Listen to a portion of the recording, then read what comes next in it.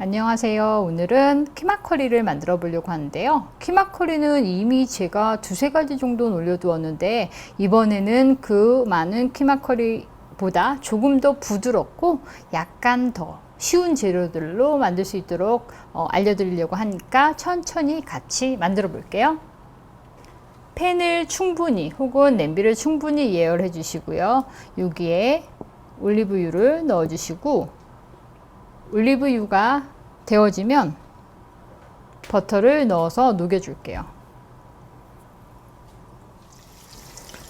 버터가 자글자글 소리를 내고 끓으면 여기에 A를 넣어서 향을 내도록 할게요. 카르다몬 색이 살짝 바뀌기 시작하고 향이 올라오면 미리 준비해둔 다진 양파요. 좀 굵게 다진 양파 이걸 넣어서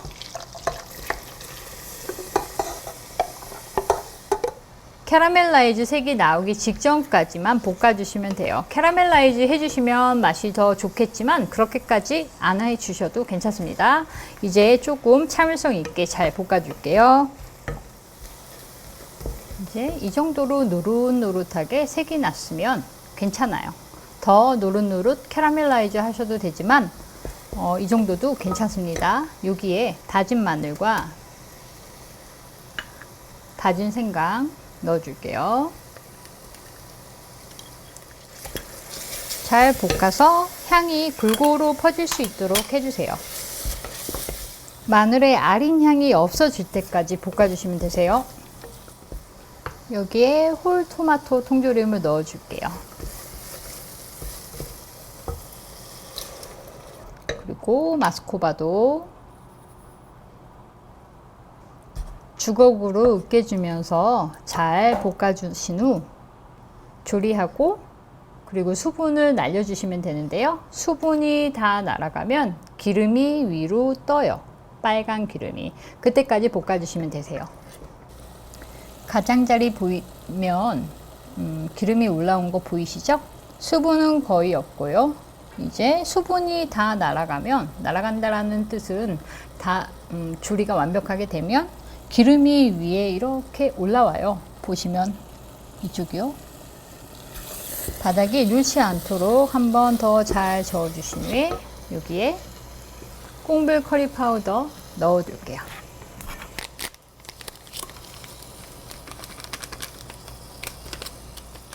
꽁불 커리 파우더와 소금을 넣고요.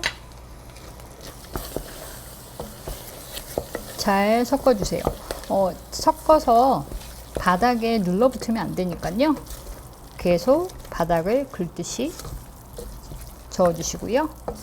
만약에 바닥에 너무 눌러붙기 시작하면 불을 줄이거나 혹은 기름을 조금 더 넣어주셔도 되세요. 저는 불을 살짝 더 올리고요. 수분은 이미 다 날아갔기 때문에 금방 누를 수 있어요. 이렇게 커리 페이스트 완성입니다. 닭 육수가 있으시면 100ml 정도로 넣어서 함께 조리셔도 괜찮지만 닭 육수 넣으면 일이 커지잖아요. 오늘은 닭 육수 없이 그냥 갈 거예요. 그래서 이제 돼지고기, 저는 오늘은 삼겹살 간 거를 썼지만 앞다리살 간 거 사용하셔도 되고 목살 간 거 사용하셔도 돼요. 그래서 이렇게 갈아서 준비하시고요. 잘 섞어주세요. 닭육수를 넣고 싶으시면 방금 전에 토마토 소스, 그러니까 페이스트가 만들어졌을 때 넣으셔도 되고요. 고기가 거의 다 익은 상태에서 그때 넣어주시고 수분을 줄이셔도 돼요. 하지만 닭육수를 넣으면 되게 번잡해질 수 있으니 맛은 훨씬 더 좋긴 하지만 닭육수는 빼주시는 게 오늘은 그게 포인트예요. 이제 고기의 수분이 다 날아갈 때까지 충분히 잘 볶아주시는데요. 센 불로 볶아주시다 중약불 정도로 줄이시고요. 가끔씩 저어주시면서 충분히 수분을 날려주시면 되세요. 잘 보이시죠? 기름이 배어 나오는 것.